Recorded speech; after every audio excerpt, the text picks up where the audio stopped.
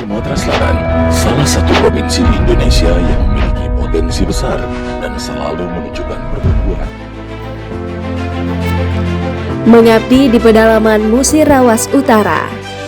Koko Triantoro merupakan sosok berdedikasi yang mengabdikan diri sebagai guru di pedalaman Kabupaten Musirawas Utara, Sumatera Selatan. Dia merupakan aparatur sipil negara dari program Guru Garis Depan, program Presiden Jokowi dalam pemenuhan kebutuhan guru di daerah terpencil, terluar, dan terdepan.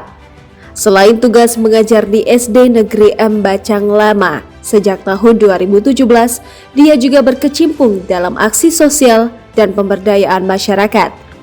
Bergabung dengan NGO Yayasan Insan Bumi Mandiri, ikut membantu atasi kesulitan masyarakat terpencil. Misalnya menyediakan perahu untuk transportasi anak sekolah, jembatan gantung, dan bangunan masjid.